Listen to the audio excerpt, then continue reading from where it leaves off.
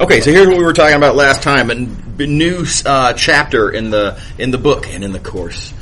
New big topic, talking about integrals. So I started off last time kind of reviewing, single variable integrals, but in particular, what is the definition of an integral? And I made a long case for what I think is a really important point, and that is, it is critical to understand single variable integrals as Riemann sums. Right? This is not, mathematicians being uptight about formalities. That's not what it is.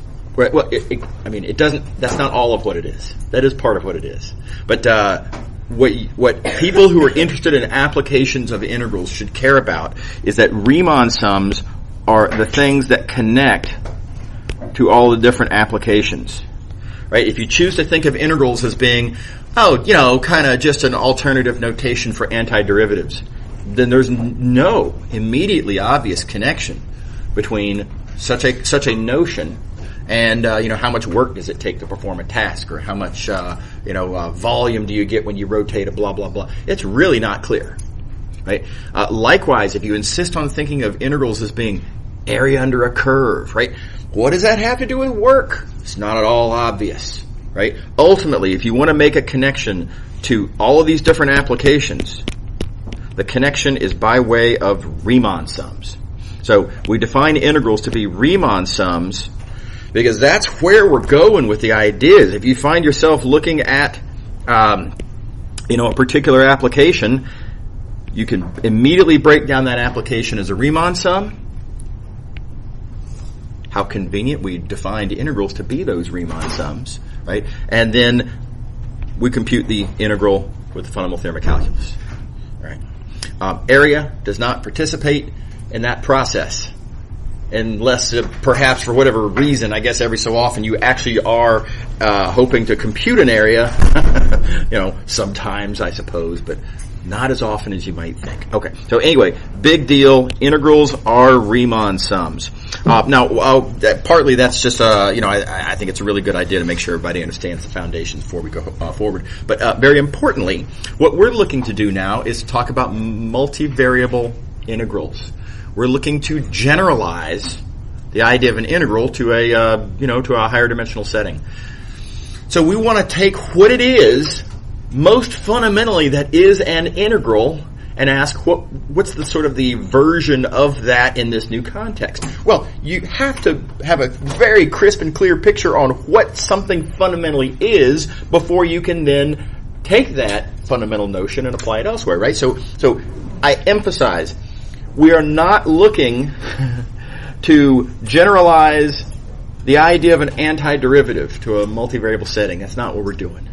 We're not looking to generalize the question of area under a curve, although that there is an application. There is a very convenient application that we're going to write down that will relate to that question. But what we are really trying to do is asking how would we generalize the idea of a Riemann sum?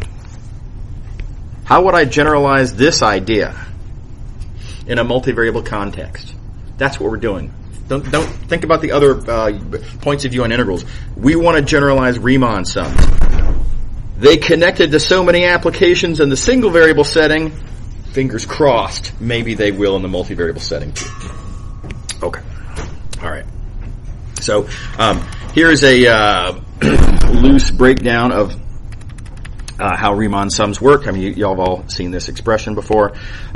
We take a domain, chop it up into pieces, and then on each piece, we look at the value of some function f times the size of that piece, namely delta x. Now, y'all have seen this a million times. Why would you want to do this? Why would you want to multiply some function f times a size? Well, for example, maybe you are computing area, and the value of the function might be height that you would then want to multiply by the size, namely a width, and that would give you the area that you're looking for.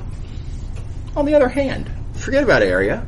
Maybe you've got a rod of non-constant density, right? And you're going to chop that up into little pieces. You want to compute the total mass of this non-constant density rod. Well, if you chop it up into little pieces, on each piece, you'd want to multiply the density, where that little piece is, mass per unit length. That's what you want to multiply by length.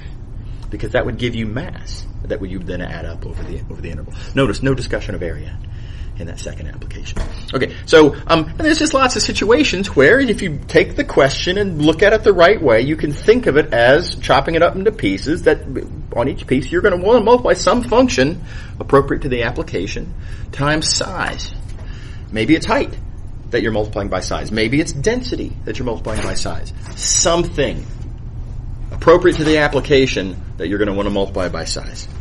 Okay, and then of course, then we add up over all the pieces to get the answer, approximation of the answer as it applies to the original question. And then we do have to confess that look, that's just an approximation. We chopped this up into a finite number of pieces. The density wasn't really constant on each one. There's little round off errors and issues. So we take the limit as n goes to infinity in the hopes that by doing so, those round off errors will go away. Good news, most of the time they do. Okay, so this is where the Riemann Sum Construction comes from, at least from an application standpoint. So this kind of strategy, I'll call it, this is what we want to generalize to a multivariable context. And again, fingers crossed, hopefully the applications will come. Okay, so here we go. Let's suppose that our domain is now a rectangle in R2. So keep in mind R2 is the XY plane. Now I have to step back and remind you. Again, you always got to think about what is this picture that I'm looking at, right? This is not a graph of anything, right? It's not that the domain's down here and I've got some thing up there and I want to compute this area with an integral. Not at all. This is a domain analogous to an interval on the x-axis in a Calc 1 class, right? So now, why am I interested in this domain? Because I want to apply this strategy.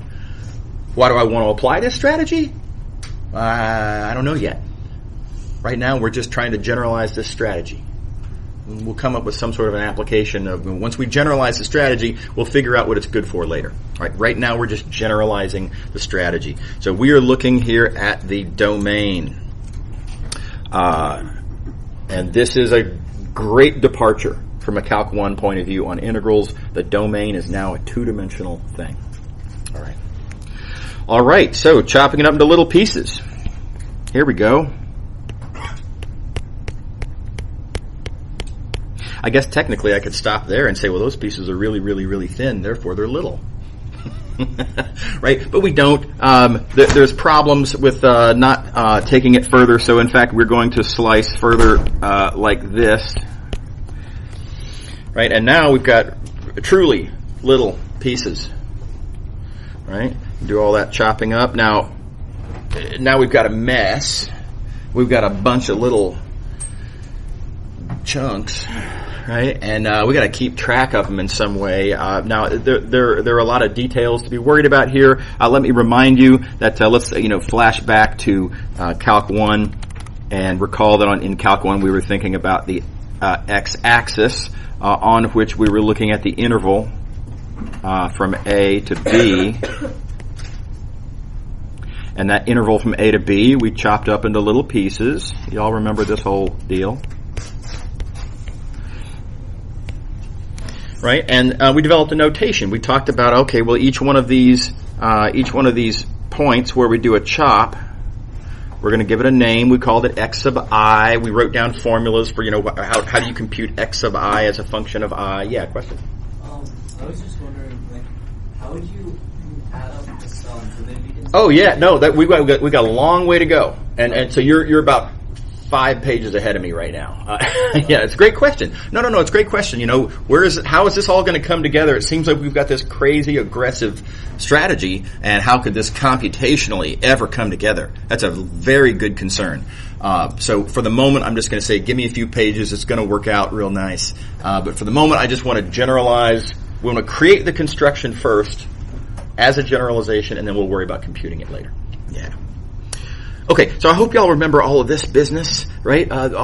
Riemann sums on the x-axis, right? Take an interval, chop it up into pieces, all that notation. Delta x is b minus a over n, etc. Okay, having done this, notice that you've got a bunch of little sub-intervals, we call them. That sub-interval, if it is the ith, starting here, counting that as the first one, and that's the second one, and then there's the third one, etc. You might call that the ith one as you continue to count. And, we've got labels on everything. We've got formulas for how to compute the relevant points, and, we're off you go, right? Well, back here now to the two-dimensional situation.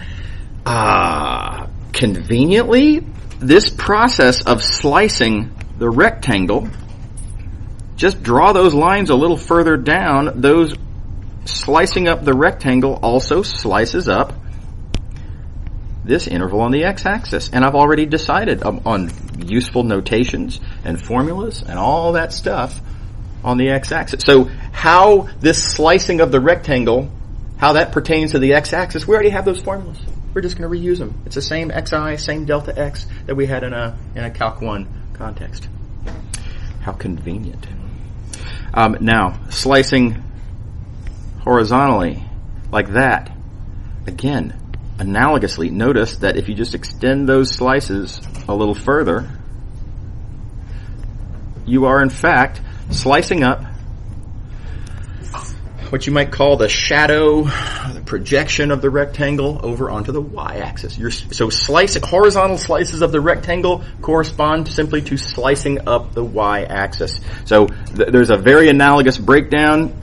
We call that we take this interval that is the projection of that rectangle.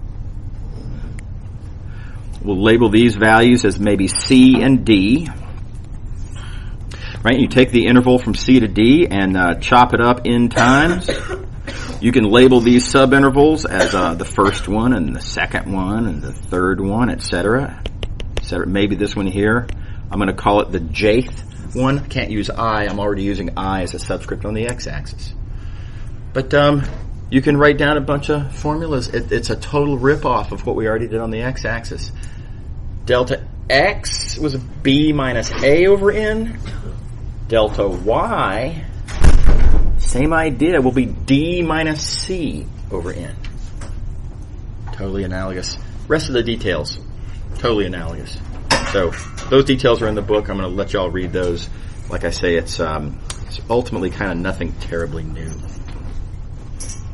Okay, so with all that slicing done, we can proceed to build our Riemann Sum construction. Looking at a single piece here, for example, on that little piece,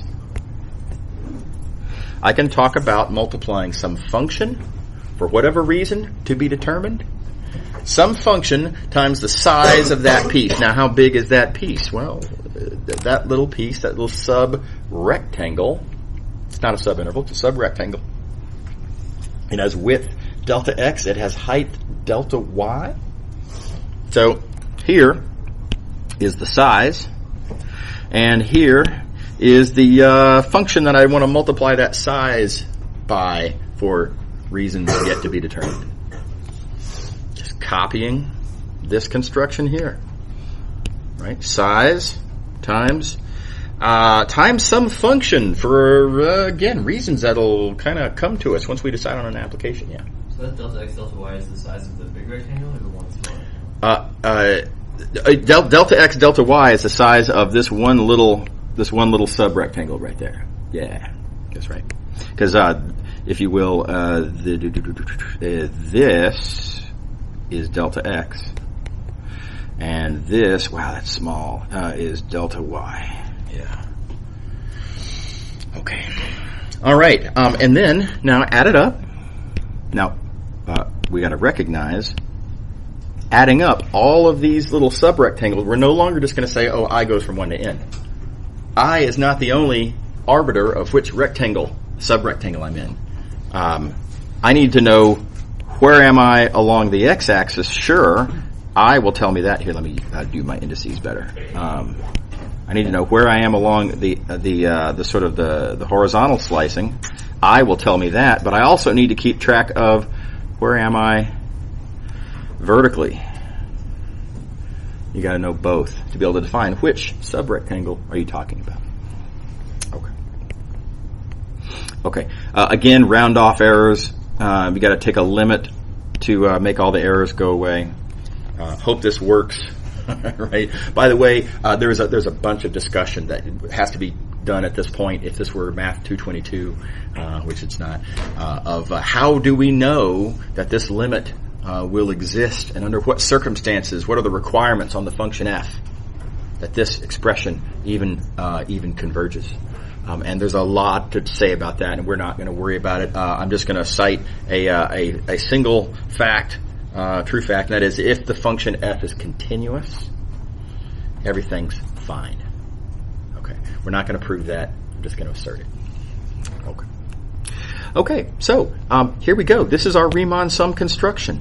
This is looking at the Riemann sum in Calc 1 and saying I'd like to do something kind of like that, but in a two-dimensional context. This is what you would get.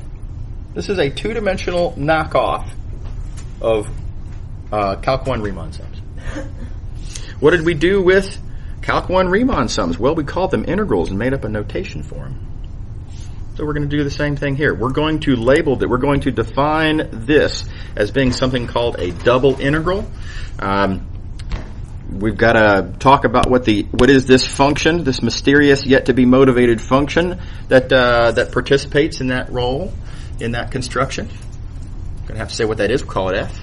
Put it right there, just where you'd expect. We're also going to have to define the domain. Now, there's a little kind of ultimately sort of a peculiar notation that we use to define the domain in single variable integrals, in that we put a sort of a subscript and a superscript on the integral symbol, and that's because of a peculiarity of one dimension, and that is intervals. There's really only one kind of interval. It has a starting point and an ending point. That's amazing. You can characterize all intervals by where does it start, where does it end. Not so in a multivariable context. In a multivariable context, I mean, how many different kinds of rectangles are there? Well, gosh, there's a lot to say about the rectangle. For one thing, I suppose you could characterize it with certain numbers, A, B, C, and D, but the notation kind of gets out of hand. So what we're going to do is we're just going to say, look, the rectangle is called D. We'll just make that a sub. We'll just give the whole domain a name. Use a subscript to put that name as an indication of our domain. And again, we'll worry about how to compute later. Right? So this is just notation. Okay, how are we doing? All right. Okay. Now, just as a sort of a strategic summary of where are we, what have we done, here was our strategic sort of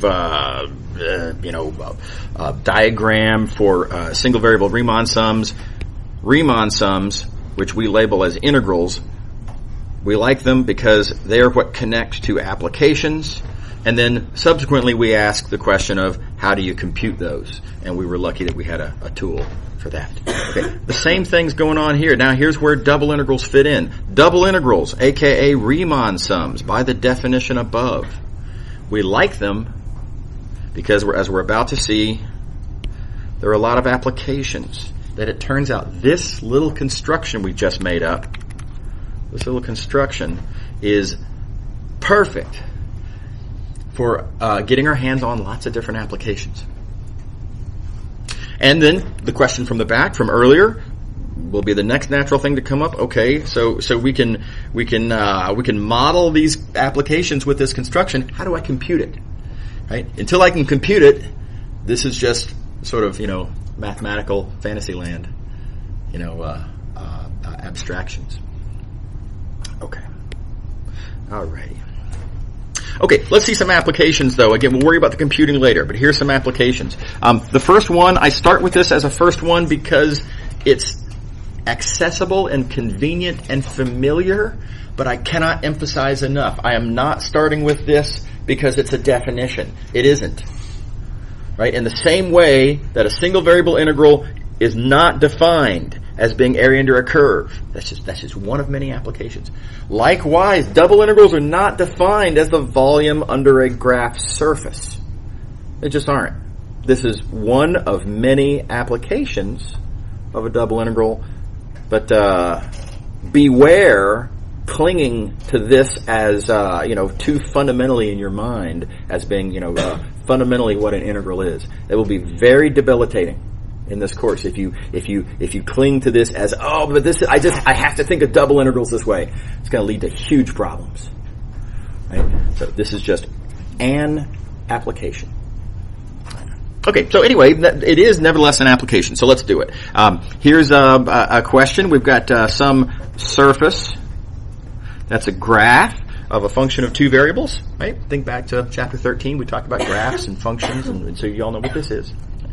And one could reasonably ask the question, how much volume is there sitting under this graph?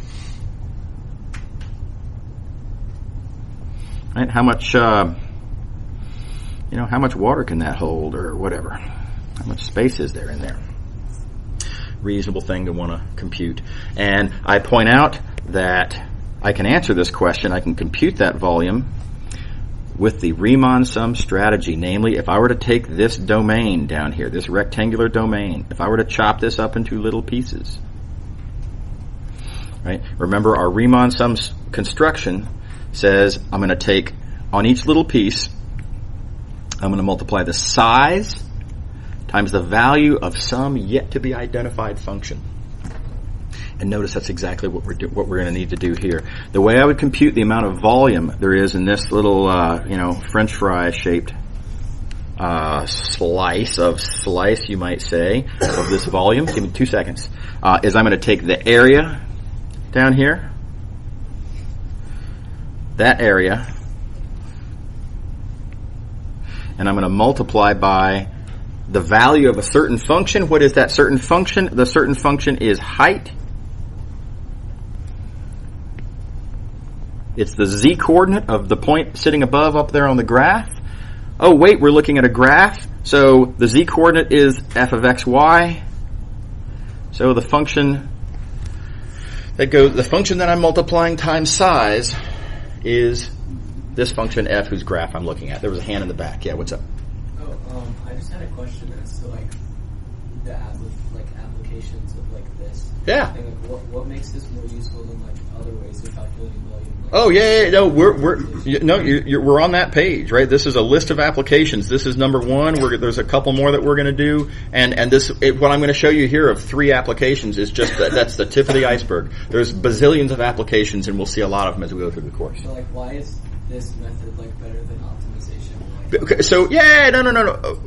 I don't know what you mean by optimization, but there are different ways that we can compute this volume. The reason I'm showing you this one is because our goal here is not so much to compute volume, right? So very often when we look at particular examples, don't focus too much on the example. Think of the example as being a way of better understanding the tool that we're really studying. What we're really studying here is Riemann sums. Right, so I can answer this question with Riemann sums. I claim, I'm just going to have to take my word for it, we're also going to be able to answer bazillions of other questions with Riemann sums, right? So the goal here is to understand Riemann sums, so I want to think about the question from that point of view. And if there's another ad hoc peculiarity, in this case I could have just done such and such, okay, well, who cares? I'm interested in Riemann sums, not volume. Does that make sense? Yeah. It's a great question, and thanks for the question. I just wanted to, right, okay. Right. Okay, so the thing that we multiply by area, hey, because of the application, I now have a motivation, an incentive to make a specific choice for what that f is. And now, this arbitrary algebraic construction of take some function, I don't know why, but so whatever, it's a function that I don't know what function I should possibly choose. Pick that a certain way, then our arbitrary construction it becomes an explicit computation of volume, and off we go. Right, and now there remains the question of how do I compute these things, right? But this arbitrary construction of a Riemann sum, I can see directly addresses the question of volume under a graph.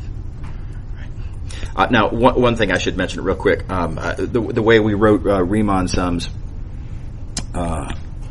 Limit summation f x I y j delta a from back here, right? So this right here just from a notational standpoint, we very often will just write dA as a shorthand. I mean, that's what, we're going to take the Riemann sum and write it as an integral in a minute anyway, and so it's nice, convenient sort of shorthand to use the integral notation as shorthand for the Riemann sums that we're really writing down. So likewise, the limit of the summation, I'm just going to kind of shorthand that as, double integral over the domain. That's what that limit of a summation kind of is doing anyway. Okay. Yes? So the dA is just a change in the it's dA is here it's a piece of notation. In this case, I mean, when we're talking about derivatives, we think of it as a differential, as a change in size or something like that. Here here I want to think of it more as a size and less as a change. It's because in this context, this is just kind of how we think about it. Ultimately, and by the way, there are more sophisticated and formal ways to answer these questions that are not Math 212 appropriate. But in this context, remember what this is. It's just a shorthand for this, right? It's just notation to be representative of something that's clunkier that I don't want to write down because it takes more time, right? And so along those lines, think of this as just being a shorthand representing that, and of course that's a piece of size. Yeah, right. Okay.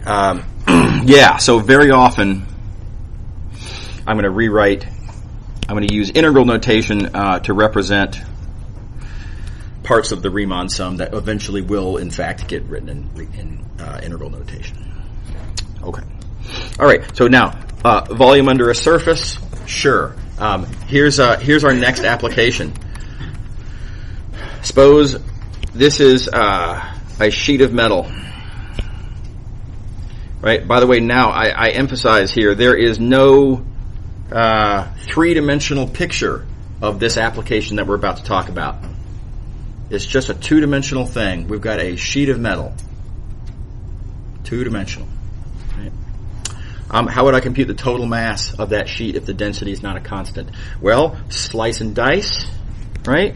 Look at each little piece. On each little piece, there is a calculation that I can make to talk about how much mass there is in that little piece. On that little piece, if I know what mass per unit area is on that little piece, mass per unit area times area should give me the amount of mass that's in that piece. Again, it's an approximation. We'll round off errors. We'll worry about that. There's a limit to take care of that.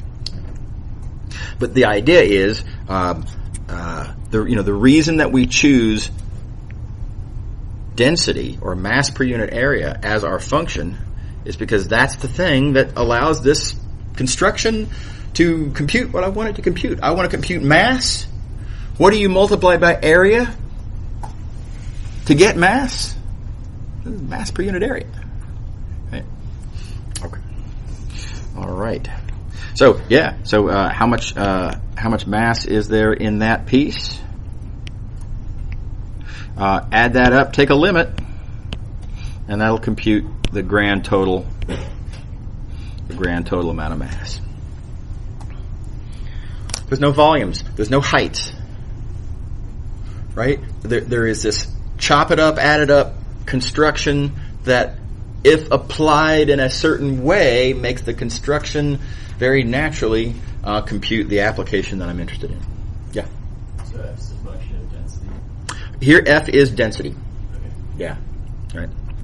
Right. So keep in mind, when we write down this formula, this formula for a double integral, what this function is depends on your application. Again, you got to avoid the reflex to thinking of that function as being height.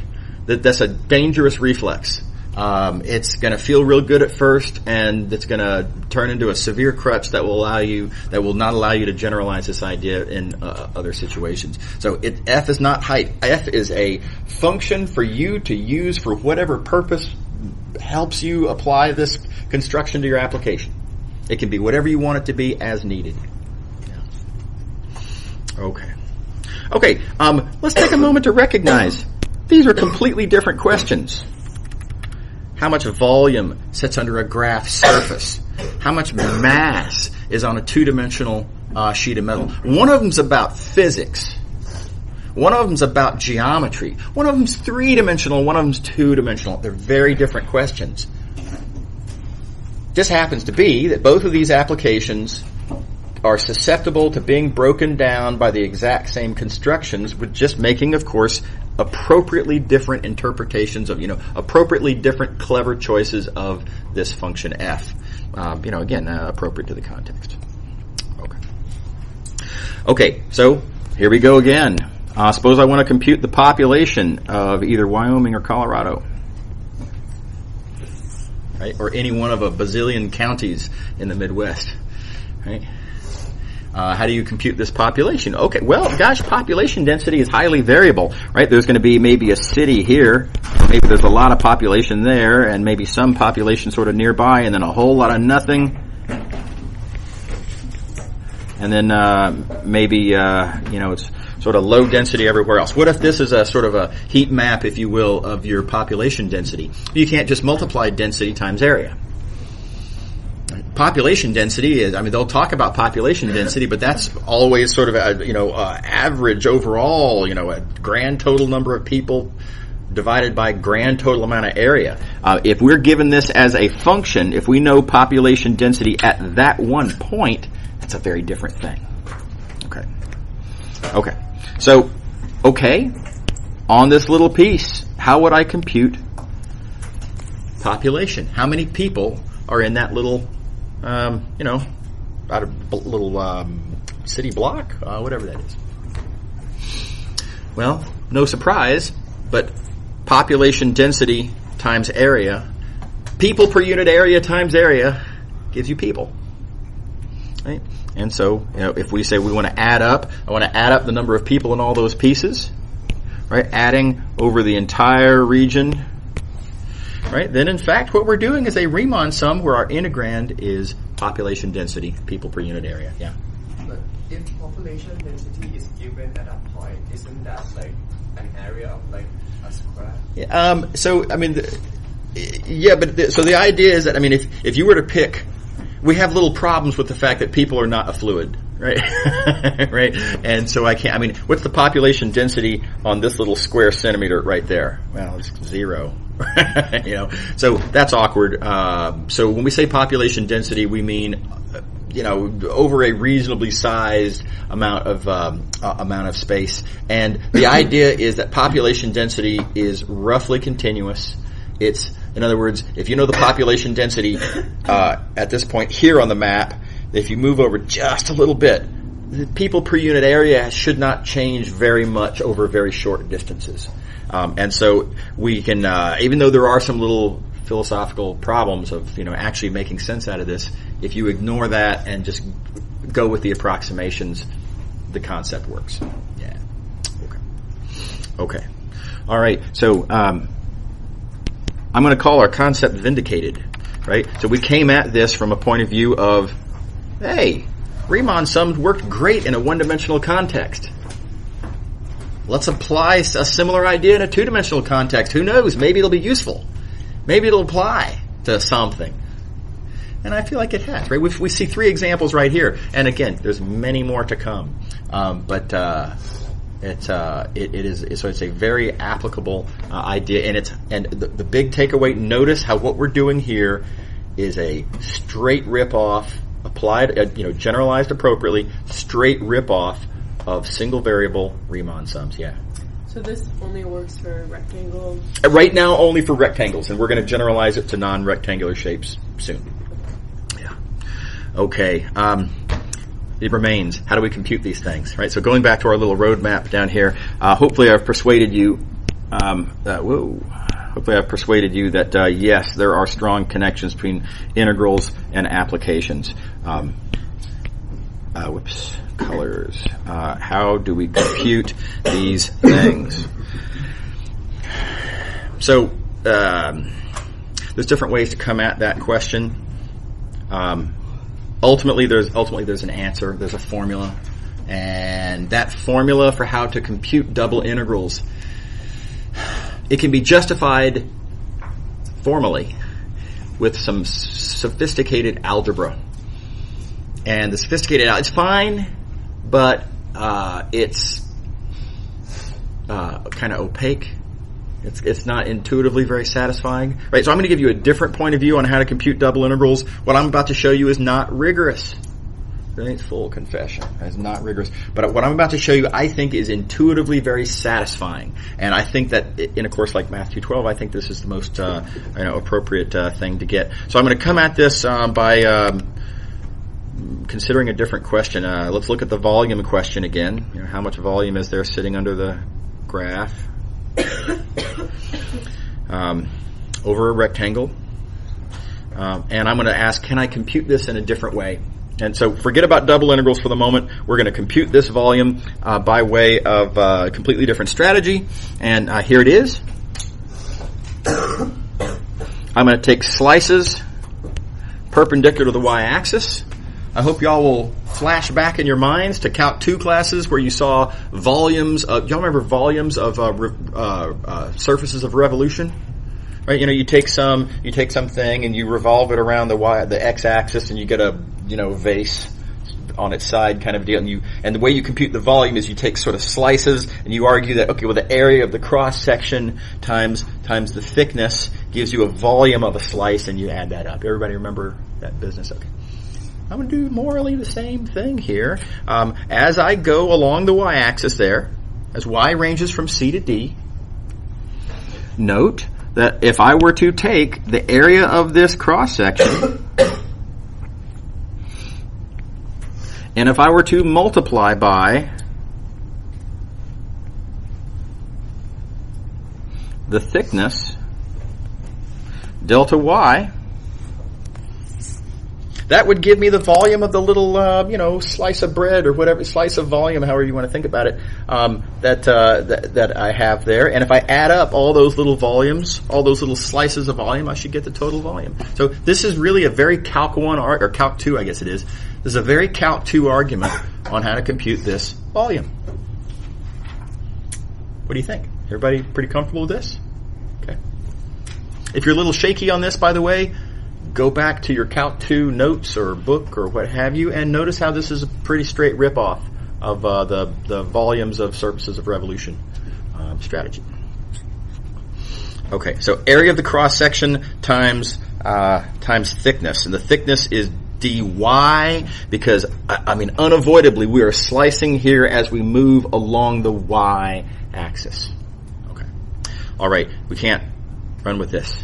I was not given this function a of y. I don't know a of y. I know the function whose graph I'm looking at. I don't know a of y. There's a temptation to abandon the line of reasoning here. I don't know where you go. Right. This is one of those situations where if you just press on, it all works out. So here's how I'm going to press on. This area of this cross section. Well, here it is. The area of this cross section. There it is again. That's the area under this graph. When I take a slice of the volume under the graph surface. And let me say that a little bit differently now. That area is the area sitting under this. Oh gosh, the area sitting under this curve. That curve being a slice of the original surface. So this area that I'm looking for is the area under a curve. Where have I heard that expression before? Area under a curve. I've heard that expression a million times as application of single variable integrals. So I can compute the area under that curve with a single variable integral. And this is again, this is a very sort of direct single variable integral here. I'm going sort of along that way. I'm going in the x direction as x ranges from a to b. Right? As x ranges from a to b, with the understanding that y is fixed. Y is whatever that value. Oh, I keep switching to the wrong. Y is whatever value.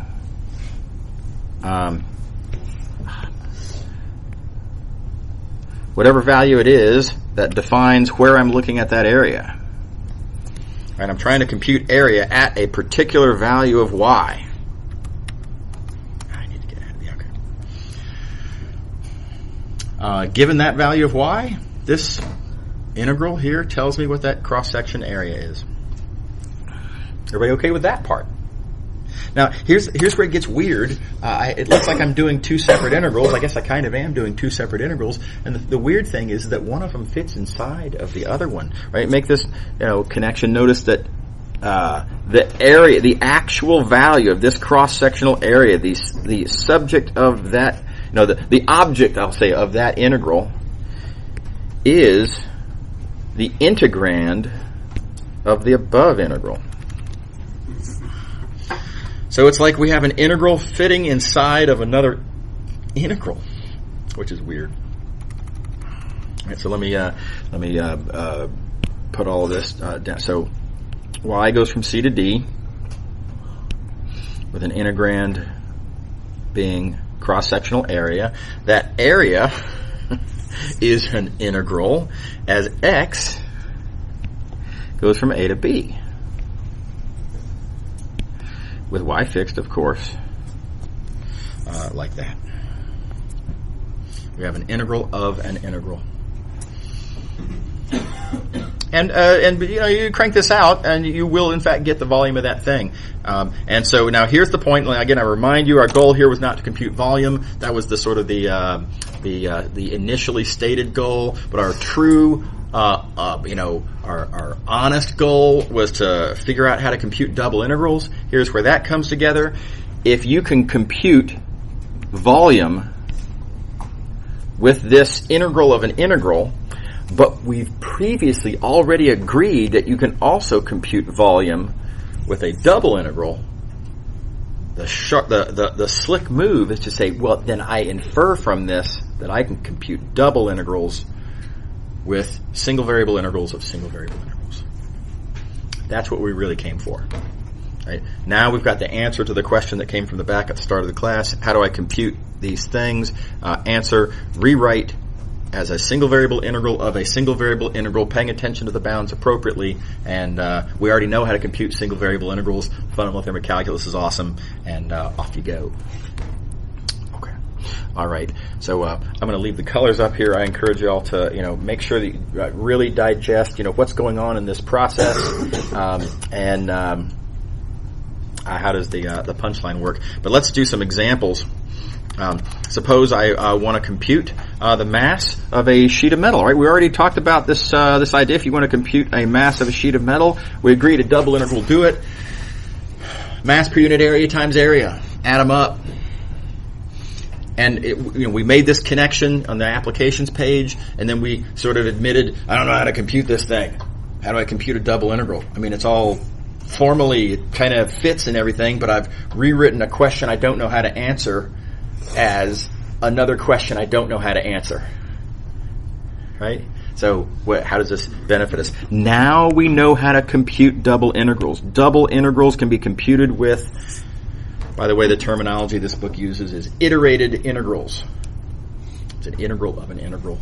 You see the motivation. I like to call them nested integrals because it's an integral that's inside of another integral. Iterated integral is the more common terminology. So, we already knew that, but now we know that that's equal to this. And computing this is good old Calc 2 plug and chug, pretty much. There is one little asterisk. Do be careful with one thing. Let's come back over here. Notice that for the purposes of this inside integral, when we're computing that right there, that inside integral, we're computing this area right there. And the big point here on that area,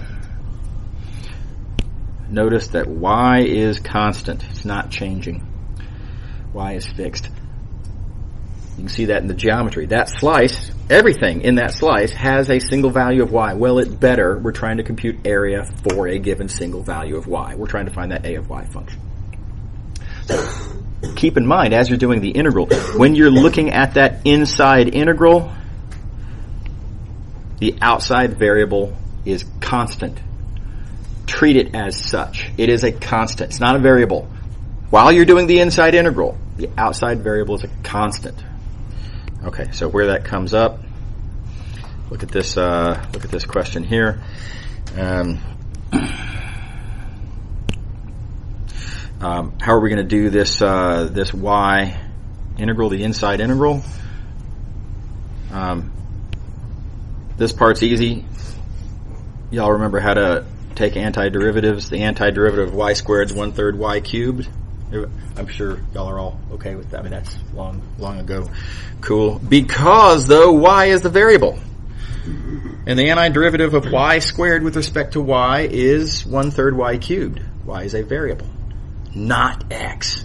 For the purposes of how I have it written here, right, the outside variable is a constant. That means I treat that outside variable as a constant. X squared is a constant, and the antiderivative of a constant is that constant times y. Everybody okay? Very common mistake. Students will write 1/3 x cubed.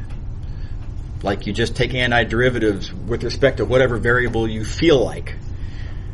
And that just doesn't make any sense at all. That's not what's going on in the picture. It doesn't make any sense. Part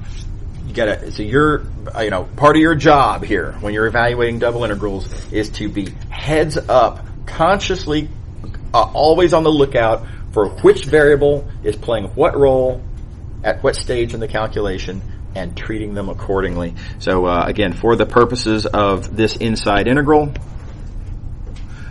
y is the variable. So treat it like a variable. X is a constant. Treat x as a constant. Okay. Everything else is kind of plug and chug, so I'm going to let y'all work out the rest of that on your own. Now, I do want to make a sort of a perspective point here. Let's take stock. Where are we now? We started with this idea of Riemann sums, namely double integrals. We saw that there were lots of connections between applications and Riemann sums. That's why we call them double integrals. We connect double integrals to the idea that is the most useful there. The question came up about how to compute, how do I turn this double integral expression into an answer? And what we found is that, conveniently double integrals are iterated integrals, and I know how to compute iterated integrals with the fundamental theorem.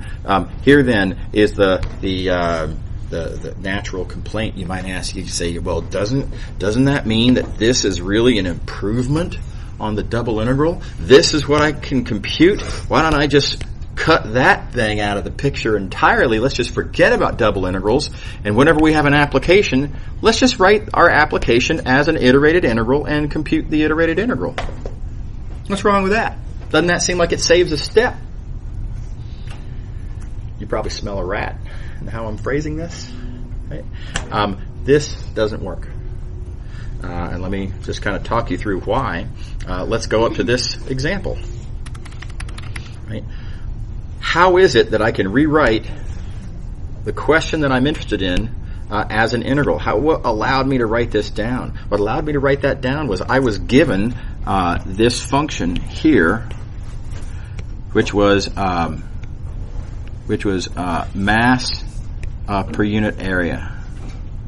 And I can very reasonably argue that mass per unit area times area gives me mass. And if I want to compute a total mass, I can add up a bunch of little pieces of mass.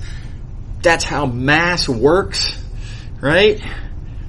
Some mass plus more mass gives you total mass. It's very sort of intuitively satisfying, easy to argue.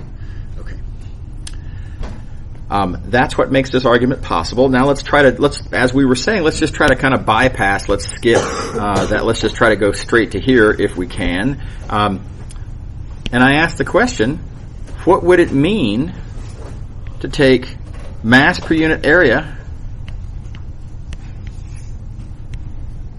right? And then keeping in mind that we're looking at this inside integral first. What sense does it make to talk about mass per unit area times length? or you can take a units point of view on that and be like, well, area is length times width, and so mass per unit area times length. It's going to be mass per unit width. What is that? And how does that behave? Is that something that you can add? Is mass per unit width here somehow going to combine with mass per unit width over here? Does that give me a total mass per unit width, or do I have to average the mass per unit width? What is this thing? I don't have any physical intuition for what this thing is, or how it behaves, or whether I can even talk about adding it with other things.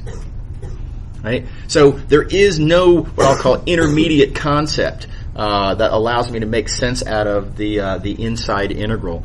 This is a peculiarity of the volume question. The volume question, just by good luck, when you take the geometric notion of volume and you take a slice of it, it just happens to be another pre-existing, intuitively satisfying concept, namely area. So geometry is the peculiarity where you can immediately make this connection. It is only in the geometric context that you can make that leap.